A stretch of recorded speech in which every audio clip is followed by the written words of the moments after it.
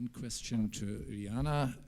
You know I'm a lawyer, so please forgive me. I hope you have never heard about any use of AI by clients in order to check lawyers' work or even their invoices.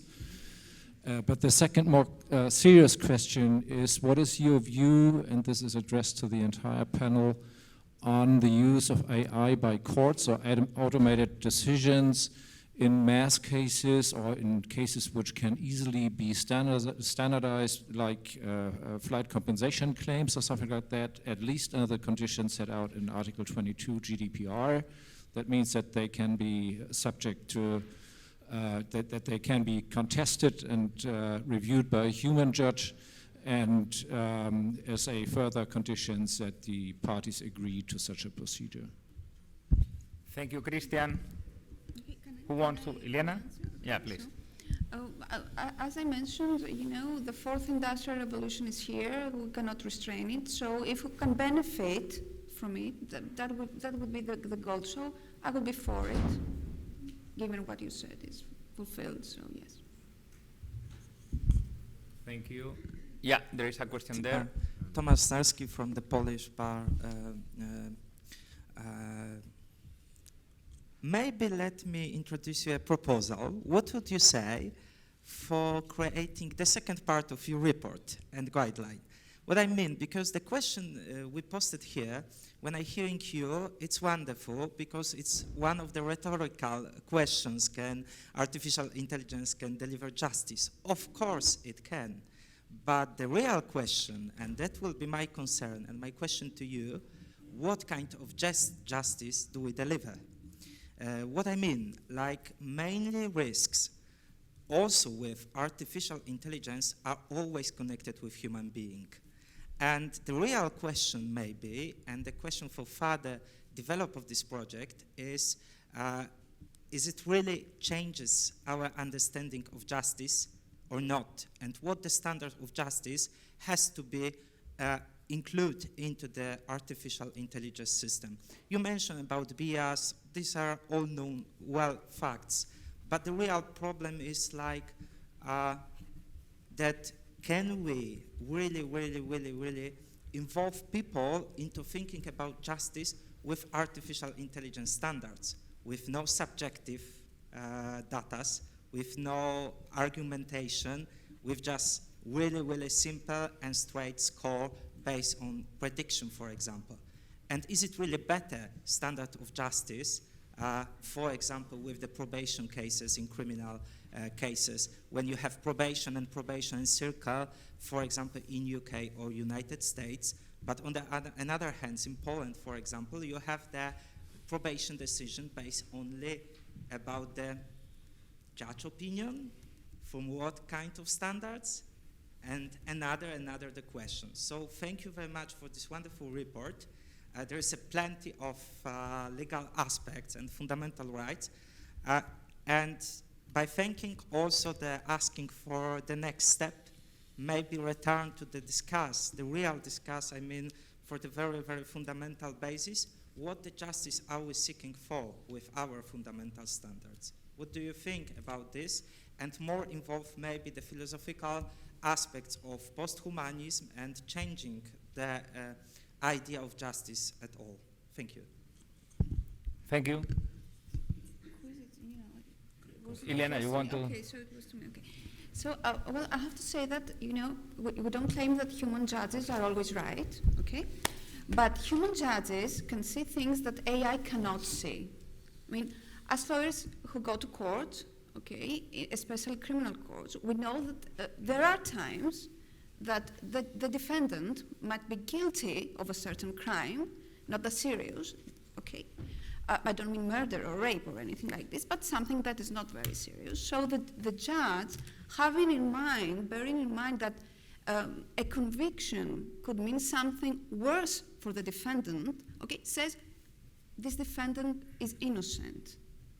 The AI, up to the point that we know, because as I mentioned, we haven't seen the use of AI in justice actually.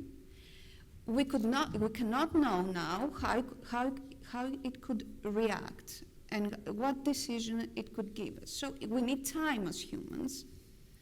to safeguard that the decision-making process of the AI is right for us humans. You know, so it's not about. It's about making AI better and according to human standards, and to use it as a tool to have more fair justice. Because of course the human judge is not always right. We know that. Okay, I don't know if I covered you. Panagiotis, please, you wanted to say something. I would like to come back to Christian's question because, Okay. Because it is really a very interesting issue. What about those mass cases, compensation, for example? So my personal opinion is that we still have to keep out of the judicial system, out of the justice system, this kind of tools, even keep out even any reference to the Article 22 of the GDPR, because I think that we open the door in a very risky situation. The Article 22 says that the data subject has the right not to be subject to a decision based solely on automated processing. So it permits to be part of the decision-making procedure. And I believe that when we are talking about AI and justice, we cannot leave any space even for this kind of opportunity. But this brings us to a second question, very important. And I would like to ask this to Eike. The provisions of the Annex 3 of the proposal refer to AI systems intended to assist the judicial authorities. And when we're talking about judicial authorities, it is courts and prosecutors. The question is, what about the private justice providers? Because in our days, justice is not provided only by the courts. We know that there are the alternative disputes resolution, and it could be ADR SIMs using AI. So this is totally out of the proposal. Do we need a prohibition to not permit to the individual to arrive in an agreement of such a kind of solution of using automated decision procedures? And secondly, do we need the same provisions, the same standards, the same requirements for the private justice providers also, like the courts? Yeah. Thank you, Panagiotis. Ian, I think AK wanted to reply to Christian, right? I think it's a good connection. The question from Christian and from it's very, very similar. Yeah. And I'm happy to be able to reply because otherwise my mental bandwidth will lose the subject. Ian, we allow AK to reply and then we go to you, okay? Thanks. So, I mean, the question if there is a need for a new rule, I would answer in general. If this is a rule that limits what people can do, we need to have good evidence why it's needed. Not just because we can think of there could be a problem, we need to show there is a problem, or at least it's very likely that there will be a problem. Now, I understand that automated alternative dispute resolution is still voluntary, right? You always have still the remedy to go to the court. And this brings me to an anecdote which I very vaguely remember that could be of interest for you as well. I think there was a system used in the Netherlands where it was about debt settlements, and people agreed. Then automated results were produced, and the difficulty here was that they have been apparently, it was reported that they were rubber stamped by a court that did not really look at it anymore. So if then people were unsatisfied with the outcome of the mechanism they had agreed to, they actually did not have any recourse anymore. And Then the good thing was there was press coverage of it. People realized it's not good, and this practice was stopped. So I want to then reply in a more generic way. We are in favor of increasing access to justice, and it is a problem if courts are overloaded. And it is our policy to increase the efficiency and the access to justice. So if the burden on the courts can be reduced in a way that satisfies everyone, in principle that's fine, and then it depends on the implementation, and it's important that if it goes wrong, it's possible to detect and to correct that. I want to maybe add something that is slightly connected to this. In terms of predicting or simulating or estimating outcomes, one use case that we sometimes hear of is that law firms could advise their clients if it would be worthwhile to bring a case based on the estimation of success. And here we have the example that my head of unit used earlier today. If you look at the historical data on custody decisions, you will get the result that as the father you have bad chances. So a big question here is an unsolved question. How do we avoid discouraging people from bringing legitimate cases, even if the advice based on the data would be that they have little chances? So maybe it's then only for very stubborn, very motivated, or very wealthy people. But of course, there is in any case a need to take this into account.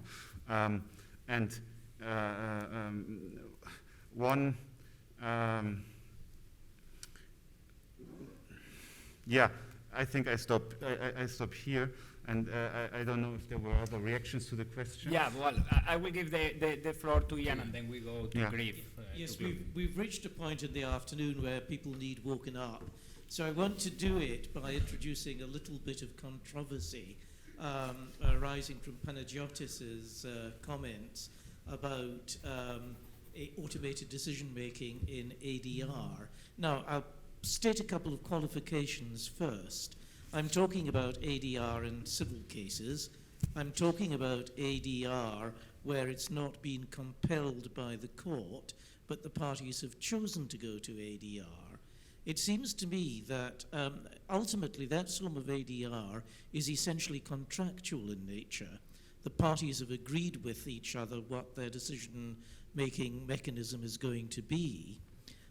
Nobody would say it would be improper for them to decide that they will toss a coin, and if it comes up heads, the claimant wins, and if it comes up tails, the respondent wins. That's perfectly reasonable ADR. They might be foolish to choose to do it, but there might be very good commercial reasons why they choose to do it.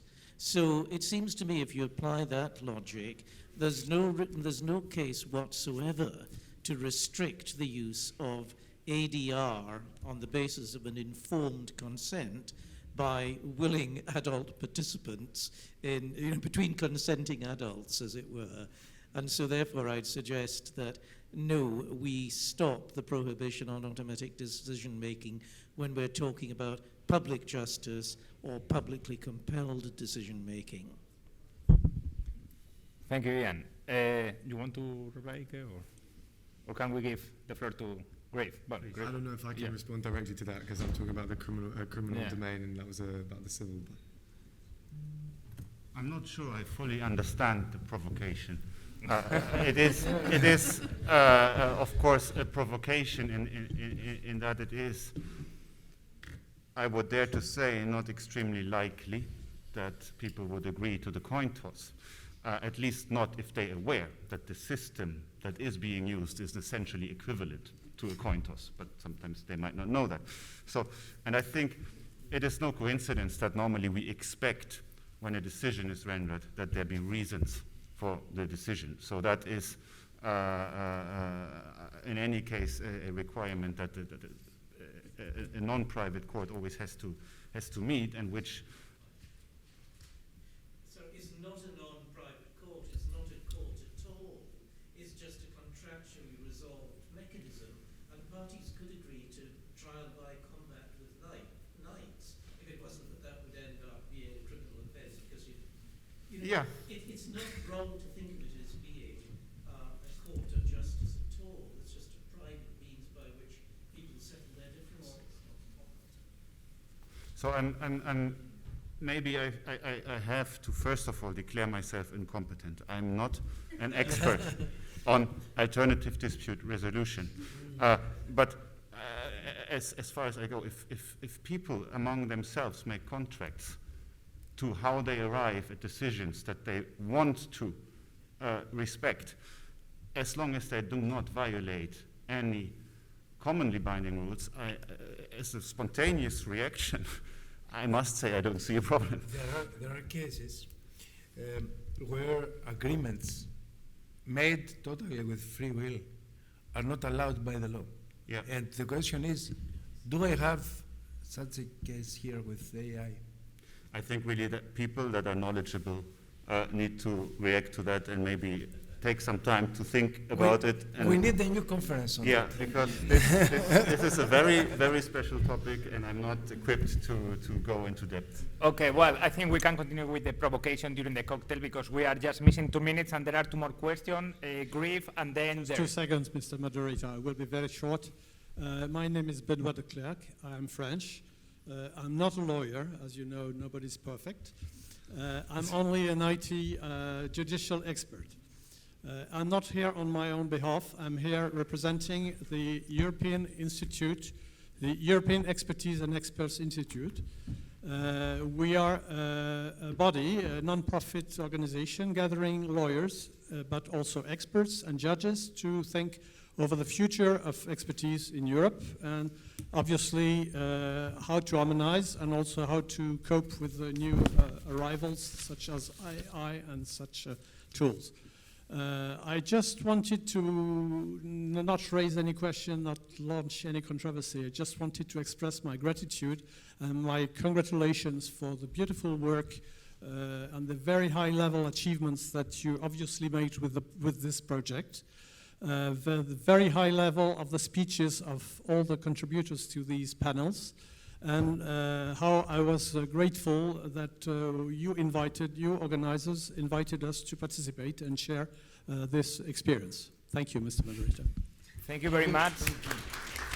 We have just a last comment from Griff, and Griff, the floor is yours.